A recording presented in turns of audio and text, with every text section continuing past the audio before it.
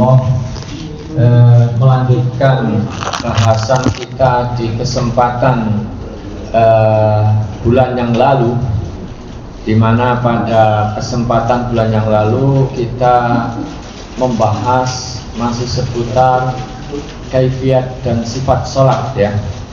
Dan saat itu terakhir yang kita bahas adalah berkaitan dengan bacaan tasyahud dan juga kaitannya dengan sholawat kepada Nabi Shallallahu Alaihi Wasallam. Ya, jadi bahasan kita sampai pada titik itu ya. Saat itu pada bahasan tasyahud awal ya. Dan saat itu juga diterangkan bahwa pada saat tasyahud awal, sebagian ulama mengatakan bahwa sholawat itu disunahkan untuk dibaca pada tasyahud awal ya. Tapi sebagian lagi berpendapat bahwa sholawat kepada Nabi itu tidak dianjurkan pada tasyahud awal, karena pada tasyahud awal itu yang dianjurkan itu adalah dilakukan dengan singkat ya, tidak lama. Dan itulah yang biasa kita saksikan praktek di masyarakat kita. Kalau tasyahud awal itu kesannya itu lebih singkat begitu Pak ya, karena memang sebagian ulama mengatakan bahwa sunnahnya itu dilakukan dengan singkat, seperti orang yang duduk di atas batu yang panas gitu ya. Tentu kalau panas ya nggak lama-lama ya. Nah, para jamaah sekalian rahimani wa rahmatullah, nah kita akan lanjutkan bahasan kita, tapi sebelum dilanjut, tadi ada sempat pertanyaan, saya ingin jawab dulu biar nggak lupa ya, yaitu kaitannya dengan Sya'ban dan nisfu Sya'ban ya, bahwa kita saat ini berada di bulan Sya'ban. Nah, Sya'ban ini diantara keistimewaan dan keutamaannya adalah bahwa Rasulullah pernah bersabda, syahrun turfa'u fihil a'malu ila rabbil alamin, bulan di mana amal-amal yang kita lakukan ya, baik yang baik maupun yang buruk itu dilaporkan, dinaikkan kepada Allah Rabbul Alamin. Dan tentu dengan pemberitahuan dan maklumat dari Nabi yang seperti ini, tentu bagi orang yang berpikir cerdas, berpikir jangka panjang, berpikir ukhrawi, tentu wah, ini saat ini sedang dilaporkan nih. Taruhlah kemarin-kemarin kurang baik, maka saat ini saya harus berusaha lebih baik. Laporannya biar ibaratnya dapat nilai A plus, kira-kira begitu. Kalau orang berpikir ukhrawi, berpikir jangka panjang, berpikir cerdas.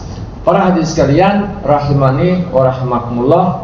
Nah, tadi yang ditanyakan kaitannya dengan nisfu Sya'ban. Apa itu nisfu Sya'ban? Nisfu itu artinya pertengahan. Sya'ban ya Sya'ban. Sya'ban itu nama bulan. Ya, meskipun di kita kadang Sya'ban itu nama orang Pak ya. Pak Sya'ban. Ada orang juga dikasih nama Syawal, ada yang dikasih nama Ramadan gitu. Ada Jumadi lah. Dan Sofar, tapi orang Sapar gitu ya, Pak Sapar gitu.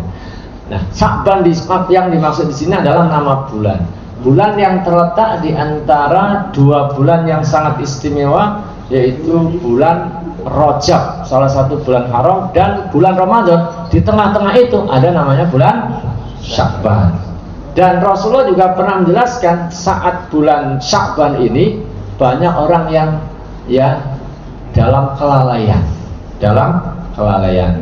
Dan justru kata para ulama, saat kebanyakan orang dalam kelalaian, maka seyogyanya kita ini tidak ikut larut dalam kelalaian. Tetap taat, tetap menjaga keistiqomahan saat orang dalam kelalaian itu, nilainya di sisi Allah, nilai ubudiyahnya di sisi Allah itu sangat besar. Bahkan bisa dibandingkan seperti hijrah kepada Allah dan Rasulnya. Nah, itu luar biasa. Karena memang saat orang sedang dalam kelalaian, kita berusaha untuk tidak ikut larut dalam kelalaian tersebut, tetap berusaha dalam ketaatan. Para jamaah sekalian, nah kembali kepada nisfu Sya'ban, ya, apa keutamaan nisfu Sya'ban? Pertama, pada nisfu Sya'ban itu Allah Subhanahu wa taala berkenan akan memberikan maghfirah kepada hamba-hambanya yang beriman, yang tidak syirik, yang tidak menyekutukan Allah, termasuk yang pada saat itu tidak sedang bermusuhan, tidak sedang menyimpan dendam, tidak sedang diem-dieman, tidak tegur sapa satu dengan yang lain. Dalam satu hadis itu diterangkan bahwa pada nisfu Sya'ban itu Allah memperhatikan, Allah menampakkan kepada hamba-hambanya, memperhatikan kepada hamba-hambanya, dan Allah akan mengampuni orang-orang yang beriman, ya, mengampuni orang-orang yang beriman, kecuali orang yang musyrik dan orang yang musyahid, kecuali orang yang menyekutukan Allah dan orang yang sedang bermusuhan, sedang tidak bertegur sapa dengan temannya. Oleh karena itu, ya, kalau dikatakan malam ini nanti malam nisfu Sya'ban, maka kita berharap mudah-mudahan malam ini kita termasuk orang-orang yang mendapatkan maghfirah dari Allah Subhanahu wa taala. Dan untuk itu pastikan bahwa iman kita ini adalah iman yang betul-betul dalam kondisi baik, tidak tercampuri dengan noda-noda kesyirikan, termasuk pastikan kita tidak sedang menyimpan dendam, menyimpan permusuhan, ya, atau yang sedang tidak bertegur sapa dengan istri. Mungkin ada orang yang sama orang lain ramah, tapi di rumah ternyata lagi diem-dieman ini, lagi ada perang dingin, ya. Perang dingin ini bukan hanya antar Amerika sama ya Cina sama Uni Soviet saja, ya. Ada juga kadang-kadang perang dingin di antara suami. Nah, ini jangan sampai terjadi, karena ini bisa menjadi penghalang maghfirah yang Allah akan turunkan, Allah akan berikan pada nisfu Sya'ban. Ini yang pertama, bahwa keistimewaan nisfu Sya'ban itu adalah akan orang-orang yang beriman dan tidak syirik dan tidak sedang bermusuhan akan mendapatkan ampunan dari Allah Subhanahu wa taala. Tentu agar kita mendapatkan ampunan, ya, tentu sebagai seorang hamba kita pada saat itu, ya, kita banyak-banyak istighfar, ya, banyak melakukan amal soleh, karena amal soleh itu juga bisa membuat orang itu mendapatkan penghapusan dari kesalahan-kesalahan yang dilakukan. Apakah ada amalan khusus? Secara umum tidak ada, ya, tidak ada hal khusus harus begini harus begitu. Intinya, ya, kita bisa banyak melakukan amal soleh, banyak mohon ampun dan bertobat kepada Allah, ya. Kapan, di mana, ya, tidak juga ada ketentuan. Mungkin ada yang di rumah sendiri bersama keluarganya, ada yang kadang mungkin saya mau iktikaf di masjid, di rumah nggak kondusif, ya boleh-boleh saja, tapi tidak harus di sini, harus ini, harus begini, harus begini. Setahu saya tidak ada. Tapi yang jelas bahwa pada nisfu Sya'ban Allah akan memberikan maghfirah kepada orang-orang beriman yang tidak syirik dan tidak sedang bermusuhan. Maka kalau ada musuh-musuhan, ada dendam dan seterusnya, mari pastikan untuk segera diselesaikan. Yang kedua, para jamaah sekalian, Al-Imam Asy-Syafi'i rahimahullah pernah mengatakan bahwa ada satu riwayat yang sampai kepada beliau bahwa doa itu mustajab pada 5 jenis malam. Jadi ada 5 jenis malam yang doa itu adalah dikabulkan oleh Allah. Apa yang pertama? Doa pada malam Jumat. Ini hari apa ini, Pak? Hari Kamis. Berarti nanti malam-malam Jumat. Kok kebetulan nisfu Sya'ban, ya? Nah, ini pada malam Jumat itu sendiri, kata Imam Syafi'i, termasuk malam di mana doa-doa dikabulkan. Kemudian yang kedua adalah malam Idul Adha, ya. Bahasa beliau itu Al-Idaid, malam Idul Adha. Dan yang ketiga malam Idul Fitri, ya. Ketika malam Id, ya, sebagian saudara kita mungkin sedang takbiran, Pak, ya. Nah, itu ya nggak apa-apa, memuji Allah, bersyukur atas karunia, atas ya segala nikmat yang Allah berikan, termasuk juga banyak doa. Karena kata Imam Syafi'i, ya doa di malam Idul Fitri, Idul Adha itu adalah termasuk doa yang mustajab, yang makbul. Itu yang ketiga ya, ada malam Jumat, malam Idul Fitri, Idul Adha. Kemudian yang keempat adalah malam awal Rajab, malam 1 Rajab. Berarti sudah bulan yang lalu ya, sudah bulan yang lalu, karena sekarang sudah Sya'ban. Dan yang kelima adalah malam nisfu Sya'ban, malam nisfu Sya'ban. Karena itu ya baiknya di saat nisfu Sya'ban itu ya kita banyak doa. Saya yakin masing-masing di antara kita ini punya cita-cita, punya keinginan, punya rencana-rencana baik diri ya, untuk anak, untuk keluarga ya, jangka pendek, jangka panjang itu punya harapan, punya cita-cita, dan kita memang selalu berhajat, selalu butuh kepada Allah. Maka ya kita tentu berusaha manfaatkan kesempatan-kesempatan istimewa ya, kesempatan-kesempatan mustajab untuk berdoa kepada Allah, dan salah satunya di antara adalah malam nisfu Sya'ban, gitu Pak. Jadi ya berdoa. Nah berdoa ini ya bisa masing-masing. Oh Pak, saya nggak bisa doa, ya boleh kita minta orang berdoa, kita yang aminin, kan begitu. Jadi soal teknis bebas-bebas saja. Apakah harus bahasa Arab Pak? Tidak ya, karena ini bukan di dalam sholat. Kalau kita panjatkan doa itu bukan di dalam sholat, ya doa itu secara umum bisa dengan bahasa apa saja. Meskipun kalau kita bisa berdoa dengan bahasa yang maksur, bahasa yang memang Nabi pernah ucapkan atau Nabi pernah ajarkan, atau kita ambil dari Quran, dari hadis, tentu itu lebih baik. Tapi kan sebagian kita mungkin saja nggak selalu menguasai doa-doa tersebut, tapi yang jelas punya keinginan ya, nunggu ngapalin doa nggak jadi doa Pak ya. Ya oleh karena itu bisa dengan bahasa Indonesia, bahasa Jawa, dan bahasa Sunda, bahasa Madura, bahasa ya sesuai dengan yang dimampu. Mungkin ada yang lebih lancar bahasa Inggris, ya nggak apa-apa, lebih fasih bahasa Inggris, atau sekarang banyak orang yang belajar Mandarin ya Pak ya.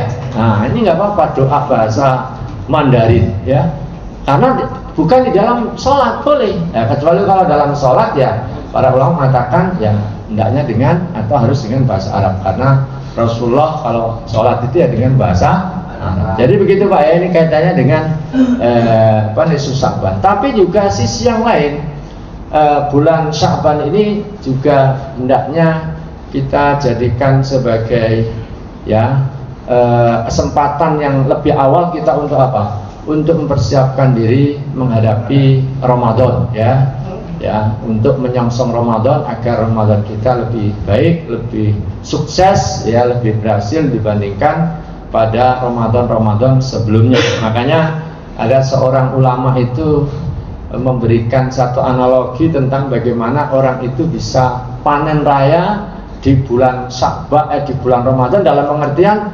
amal-amalnya itu betul-betul maksimal ya, capaian amaliyahnya itu maksimal. Apa yang dikatakan oleh para ulama atau di antara ulama, mereka mengatakan bulan Rajab itu adalah bulan saatnya untuk menanam. Bulan Sya'ban saatnya, waktunya untuk menyiram tanaman.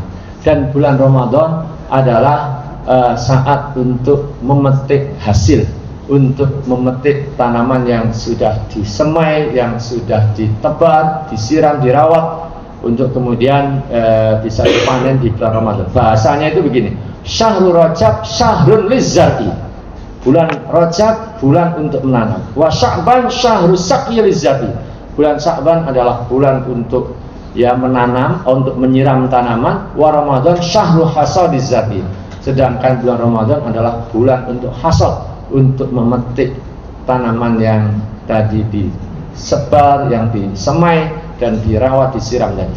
Sehingga orang yang memang menurut logika ini, orang yang memang berharap berhasil panen lebih maksimal, tentu harus dipersiapkan lebih awal. Dan Sya'ban itu salah satunya kesempatan untuk itu ya.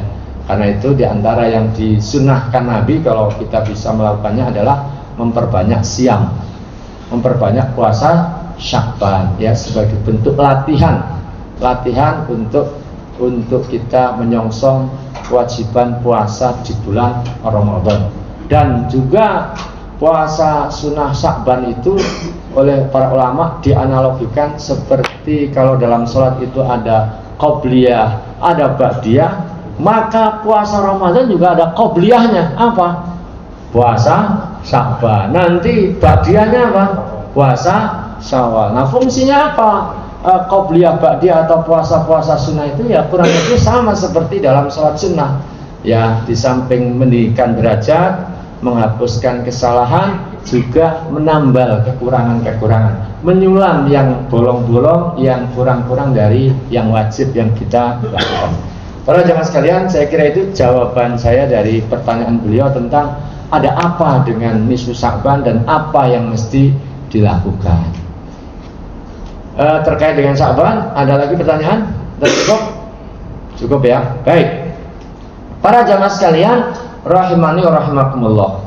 Nah, selanjutnya, karena kemarin sudah membahas tentang sampai pada rakaat kedua, khususnya pada bahasan tasyahud dan sholawat, maka bahasan kita selanjutnya adalah asumsinya itu kita sholatnya itu sholat maghrib atau sholat yang 4 rakaat. Maka kita membahas tentang rakaat ketiga dan keempat.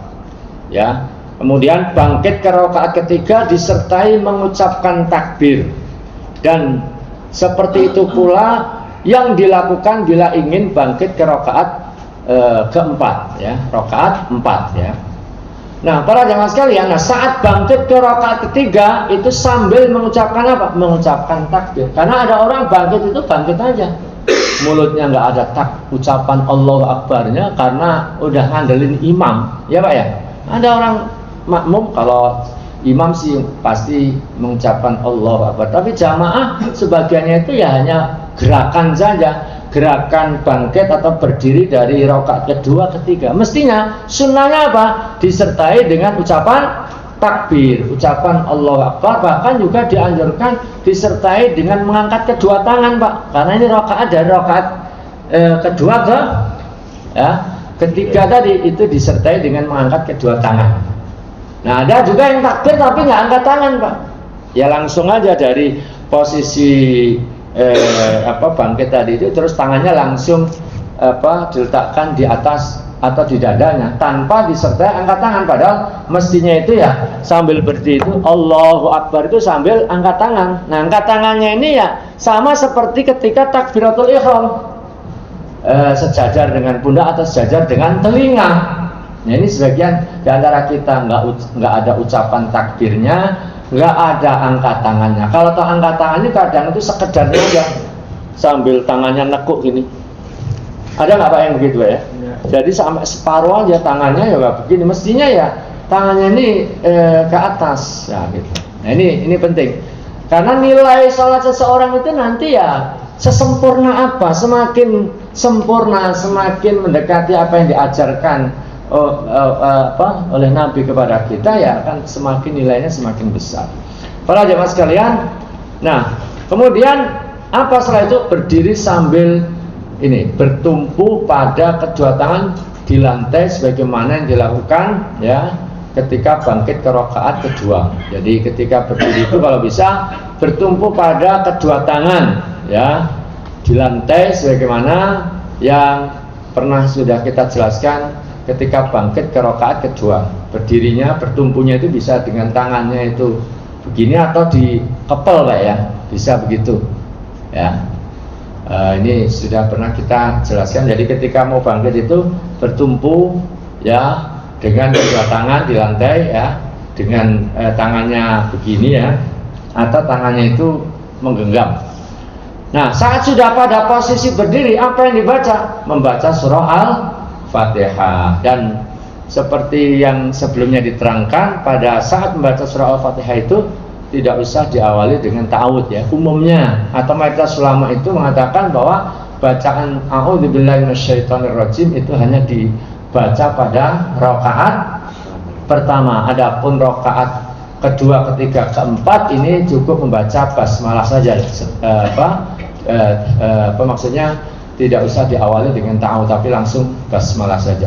Para jamaah sekalian, nah boleh kadang-kadang setelah membaca surah Al-Fatihah dilanjutkan membaca satu surat atau ayat yang lain. Tapi umumnya kan kita rakaat ketiga keempat itu cukup membaca Al-Fatihah saja. Tapi sesekali boleh Pak. Ya selain Fatihah, misalnya baca Al-Ikhlas, membaca Al-Kautsar atau At-Tin dan yang lainnya itu boleh sesekali. Ya sesekali ya. Tidak terus-terusan. Maksudnya yang selalu itu adalah yang baca, yang sering itu yang cukup baca Fatihah. Tapi sesekali boleh karena Rasul juga pernah. Nah, kemudian setelah itu tentu ruku. Ruku bacaannya sudah kita terangkan bagaimana ruku, terus iktidal. Nah, terus kemudian setelah itu sujud 2 kali ya. Dan di antara itu ada duduk di antara sujud, dan ini sudah kita jelaskan pada penjelasan ketika pada rakaat pertama dan kedua. Nah, kita tidak mengulang itu. Ya, kita langsung masuk pada bahasan tasahud akhir. Ya, tasahud akhir. Ya, tasahud akhir dilakukan seperti apa yang dilakukan pada tasahud awal. Hanya saja kalau tasahud awal itu duduknya iftirosh, ya Pak ya. Kalau tasahud awal duduknya iftirosh. Tapi kalau tasahud akhir model duduknya, ya, bentuk duduknya itu adalah duduk tawarruk. Duduk tawarruk. Kalau secara teori ya duduk tawarruk itu adalah meletakkan pangkal paha kiri ke tanah dan menjadikan kaki kiri ke bawah betis kaki kanan serta menegakkan telapak kaki kanan. Ini teorinya, ya, dan prakteknya ya seperti ini. Ini berarti kalau diterangkan teorinya malah pening ya Pak ya. Kadang itu terus langsung dikasih contoh saja. Jadi tawarruk itu kaki sebelah kanan begini Pak, sementara kaki sebelah kiri masuk ke sini. Ini jangan, karena sebagian ada yang disilang aja di sini Pak ya. Ada nggak Pak? Ya kadang. Ya kalau nggak bisa Pak, saya kayak gitu nggak bisa Pak. Postur tubuh saya ini nggak memungkinkan begini, bisa jomplang ke sono, misalnya begitu ya. Ya kadang kalau dalam kondisi seperti itu ya sebisanya apa, yang bisa itu apa. Tapi dalam kondisi normal ya ada model duduk iftirosh, yaitu duduk pada saat tasawuf awal. Kalau tasawuf awal modelnya nggak begini, modelnya ininya didudukin di sini kan. Nah tapi kalau duduk tasawuf akhir ini tawarruk, ya tawarruk. Jari-jarinya ini menghadap ke arah kiblat. Jari-jari yang ditegakkan ini menghadap ke arah kiblat. Para jamaah sekalian yang dirahmati oleh Allah Subhanahu wa taala. Nah, kalau pada tasawuf awal tadi itu di antara ulama ada yang mengatakan tidak perlu membaca salawat kepada Nabi, tapi justru kalau tasawuf akhir disyariatkan itu apa? Bersolawat kepada Nabi sallallahu alaihi wasallam, dan sekurang-kurangnya salawat ya Allahumma sholli ala Muhammad. Tapi kalau ingin lebih afdol, lebih baik, maka salawatnya adalah salawat Ibrahimiyah ya, salawat yang ya wa ala ali Ibrahim ya, kama shallaita ala Ibrahim wa ala ali Ibrahim, itu yang namanya salawat Ibrahimiyah sebagaimana sudah kita bahas ya ini ya, salawat Ibrahimiyah ya. Allahumma shalli ala Muhammad wa ala ali Muhammad kama shallaita ala Ibrahim wa ala ali Ibrahim innaka Hamidum Majid. Allahumma barik ala Muhammad wa ala ali Muhammad kama barakta ala Ibrahim wa ala ali Ibrahim innaka Hamidum Majid. Nah ini disyariatkan untuk dibaca pada saat tasyahud akhir ya. Kalau tasyahud awal ada khilafiyah, tapi umumnya tidak usah dibaca. Pendapat ulama umumnya tidak perlu dibaca. Nah para jamaah sekalian yang dirahmati Allah Subhanahu wa taala. Nah sekarang setelah sholawat, maka sebelum salam kita dianjurkan untuk berdoa terlebih dahulu. Ya, doa apa yang dianjurkan? Yaitu memohon perlindungan kepada Allah dari 4 hal. Ya, 4 hal itu apa? Dari azab jahanam, dari azab kubur, dari fitnah kehidupan dan kematian, dan dari fitnah dajjal. Ya. Apa bunyinya? Allahumma inni a'udzubika min azabi jahannam. Ya Allah, aku berlindung kepadamu dari azab jahanam. Ini sekaligus mengokohkan keyakinan kita bahwa kita beriman kepada hal gaib. Salah satunya itu adalah azab jahanam. Jadi azab jahanam itu adalah sebuah fakta, sesuatu yang memang kita saat ini belum menyaksikan, tapi kita percaya itu ada. Karena yang memberitakan Allah, yang memberitakan adalah Rasulullah SAW. Kemudian apalagi? Wa min azabil qabr. Begitu pula dari azab kubur. Ya, siksa kubur. Jadi siksa kubur itu ada, Pak, fakta. Dan kita percaya akan adanya itu, dan karena itu kita tidak ingin mendapatkannya, dan karena itu kita minta perlindungan pada Allah dari azab kubur. Ya. Apalagi wa min fitnatil mahya wal mamat, dari fitnah kehidupan dan kematian. Fitnah kehidupan itu apa? Ya segala bentuk cobaan yang potensi dihadapi oleh manusia, itu masuk dalam kategori fitnah. Termasuk nanti ada kesyirikan, kekufuran, kebid'ahan, ini termasuk fitnah kehidupan, dan itu masuk dalam fitnah agama, dan ini sesuatu yang berat justru. Ada fitnah kematian. Fitnah kematian itu ya termasuk kita berlindung jangan sampai kita su'ul khotimah, jangan sampai kita nanti kena azab kubur, jangan sampai kita nggak bisa menjawab pertanyaan malaikat yang akan bertanya kepada setiap orang yang sudah masuk di alam kubur. Para jemaah sekalian, karena alam barzah, alam kubur itu adalah merupakan permulaan dari kehidupan akhirat. Ya, pintu awal ini, bukan akhir segalanya. Kita antarkan ke peristirahatan yang terakhir, bukan itu. Ya, perjalanan atau ke orang di kubur itu bukan akhir, itu baru awal, itu pintu awal, masih panjang itu. Para jemaah sekalian, kemudian juga dari fitnah dajjal. Ya, dajjal ini kata para ulama berdasarkan hadis-hadis yang ada adalah sejak diciptakannya Adam sampai hari kiamat, fitnah dajjal ini fitnah yang paling besar. Dan kita diajarkan oleh Rasulullah untuk selalu berlindung kepada Allah dari fitnah dajjal. Tidak ada nabi dan rasul kecuali selalu mengingatkan dari fitnah dajjal. Para jemaah sekalian, jadi jangan lupa, Pak, untuk baca ini. Ini meskipun bukan rukun sholat, tapi ini sunnah yang sangat dianjurkan. Bapak saudara sekalian, sudah hafal belum doa ini, Pak? Coba kita baca bareng-bareng ya. Saya baca, Bapak saudara sekalian ikuti. Allahumma inni a'udzubika min adzabi jahannam wa min adzabil qabri wa min fitnatil mahya wal mamati wa min syarri fitnatil masihid dajjal. Sudah hafal, Pak? Alhamdulillah. Yang belum hafal PR tidak berarti besok saya tanya untuk diadakan ujian, tidak harus, tapi ini sekaligus ya untuk tanggung jawab kita untuk ini, karena ini serius ini, Pak. Azab jahanam itu ada, azab kubur ada, fitnah kehidupan kematian yang itu sangat mengerikan ya akibatnya buat kita. Dajjal ini satu fakta yang betul-betul akan terjadi, Pak. Dan orang kalau nggak berlindung kepada Allah dari fitnah dajjal, pasti akan terjebak menjadi pengikutnya. Nah, kita tidak ingin itu, maka kita selalu dianjurkan baca ini sebelum salam. Para jemaah sekalian yang belum hafal, ini PR untuk dihafalkan ya, dihafalkan. Para jemaah sekalian, berikutnya kita membahas tentang salam. Ya, jadi setelah baca doa tadi dan juga utamanya kalau kita sholat sendiri bisa baca doa-doa yang lain, maka kita dianjurkan dan disyariatkan untuk mengucapkan salam. Ya, sambil apa? Sambil menoleh ke arah kanan. Sampai pipi yang kanan ini terlihat dari belakang. Jadi jangan assalamualaikum gini aja, tapi harus assalamualaikum warahmatullahi, itu sampai pipinya itu kelihatan dari belakang.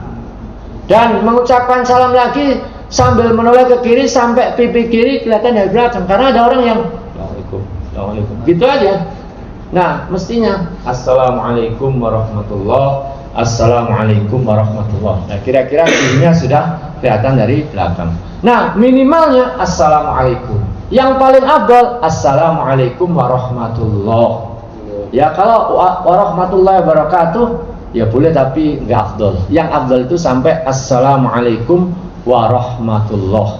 Karena riwayatnya yang ada itu ya.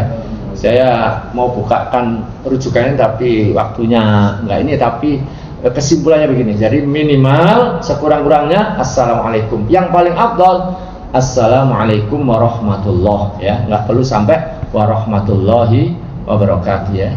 Jadi sampai assalamualaikum warahmatullah saja.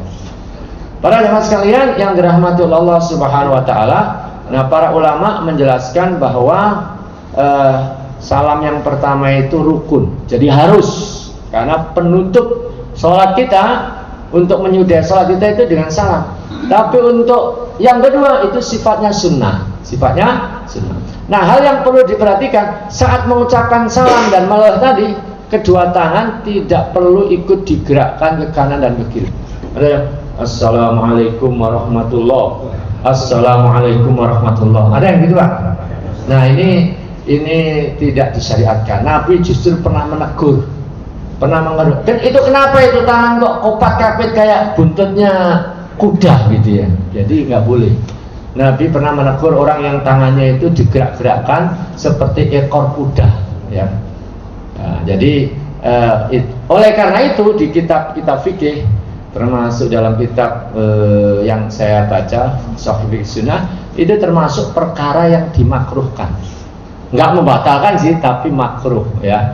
Maksudnya larangan, tapi yang larangan itu ada yang haram, ada yang pembatal, ada yang babnya itu makruh. Nah, ini babnya ini termasuk dalam bab yang dimakruhkan. Jadi nggak perlu tangannya digerak-gerakkan. Tapi kalau jari memang ada babnya, Pak. Ini beda dengan bab jari pas ngelunjuk terus digerak-gerakkan. Kemarin sudah kita bahas, ada yang menggerakkan, bahkan ada yang ke kanan kiri, ada yang cukup menunjuk saja dari awal sampai akhir, ya. Kalau itu ada pembahasannya. Tapi kalau menggerakkan saat salam, ini termasuk hal yang ada larangannya, ya. Tapi ulama memasukkan dalam bab yang dimakruhkan. Saya mau bacakan kilasan tentang hal-hal yang dimakruhkan, tapi kata beliau tadi waktunya itu maksimal 13-5 menit. Ini 3 menit lagi nih.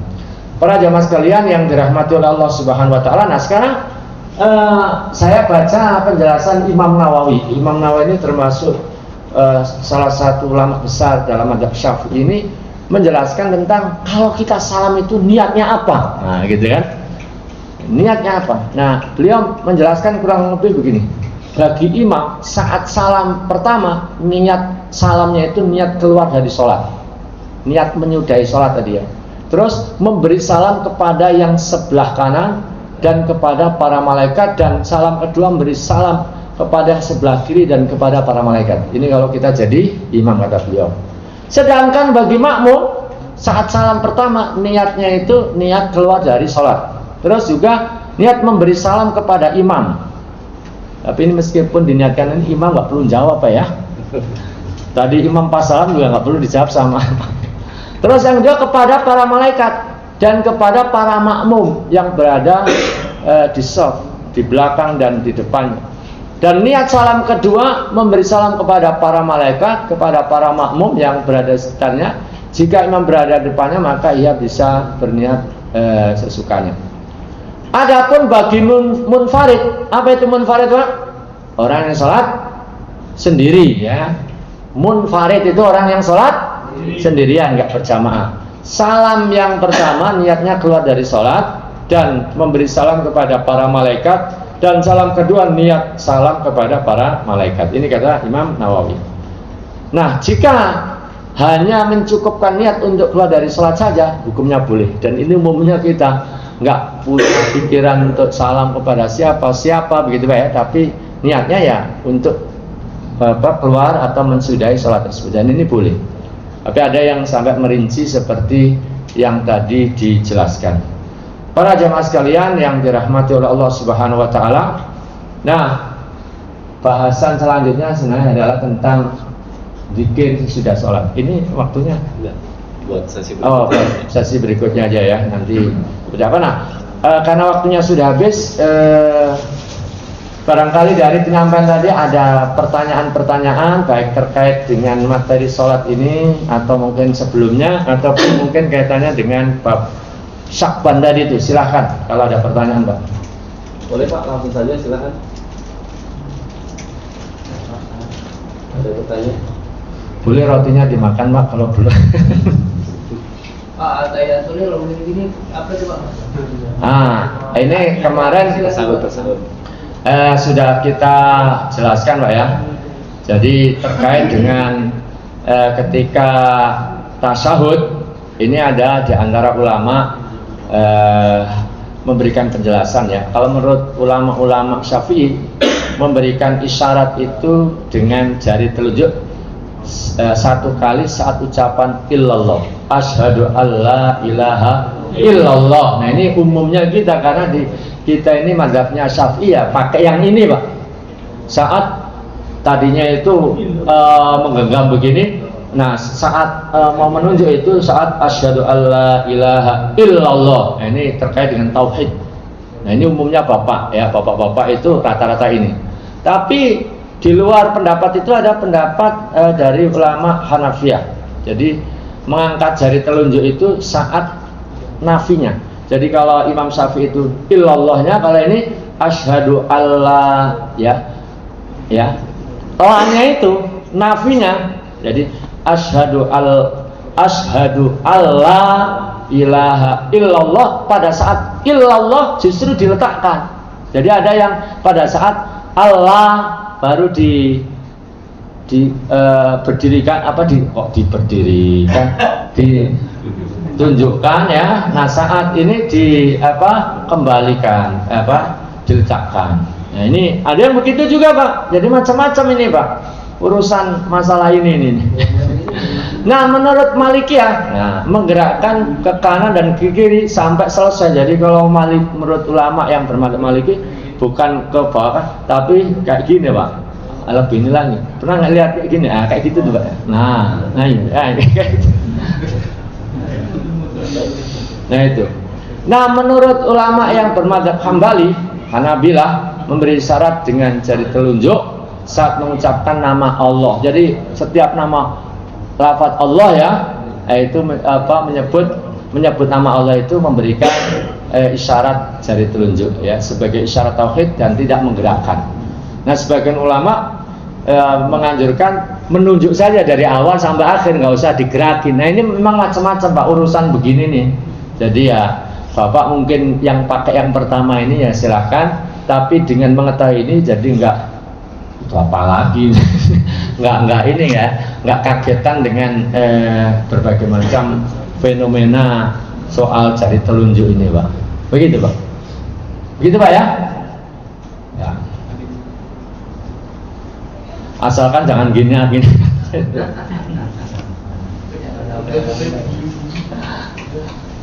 Baik, ada lagi Pak?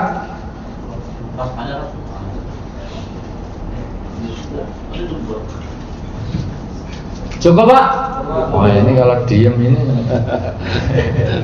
Baik, saya kira sampai di sini mudah-mudahan bermanfaat ya. Dan tadi ingat PR-nya tadi apa Pak? Doa. Nah, coba sekarang nggak usah baca. Ayo kita tes ini, kita ini.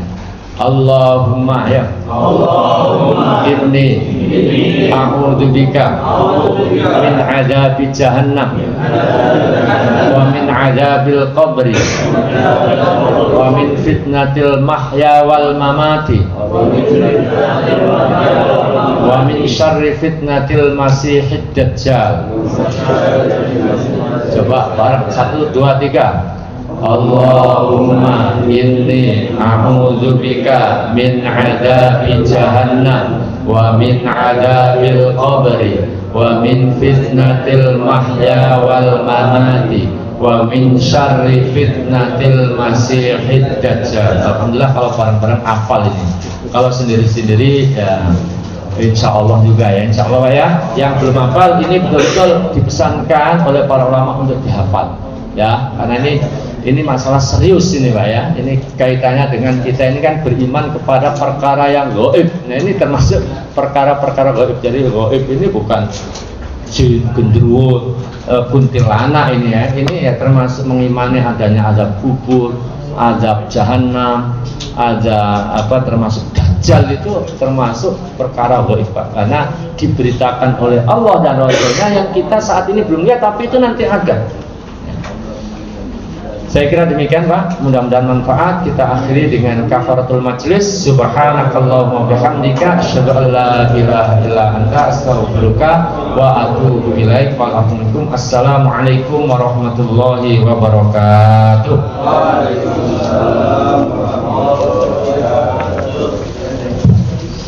Baik, kita ucapkan jazakumullah khairan katsiran pada Al-Ustaz Al-Hajj Abdul Muhib LC Multad, Ustaz Abdul Muhib Murtado LC yang sudah memaparkan kajian terkait kaifiah sholat. Sebenarnya bab ini adalah merupakan ikhtiar kita ya, bagaimana sholat yang kita lakukan betul-betul sesuai dengan yang dicontohkan oleh Rasulullah SAW. Dan barangkali mungkin sholat ini sudah menjadi ibadah sehari-hari kita gitu, tapi barangkali ketika kita bahas fikihnya baru kita paham, oh ternyata boleh begini, boleh begini. Satu hal yang mungkin saya sendiri baru tahu adalah ternyata sesekali boleh di rakaat ketiga dan keempat kita baca surat setelah Al-Fatihah gitu. Seringkali mungkin ketika kita sholat menjadi makmum, imamnya kok belum ruku-ruku sementara Al-Fatihah kita sudah selesai gitu. Nah, daripada menunggu tidak membaca apa-apa, berarti boleh kita membaca surat gitu. Artinya fikih ini adalah memberikan kembali bimbingan bagi kita supaya sholat kita betul-betul bisa sesuai dengan yang diajarkan oleh Rasulullah SAW. Baik, kita tutup dengan sama-sama membaca hamdalah. Walhamdulillahirabbil alamin. Assalamualaikum warahmatullahi wabarakatuh. Waalaikumsalam.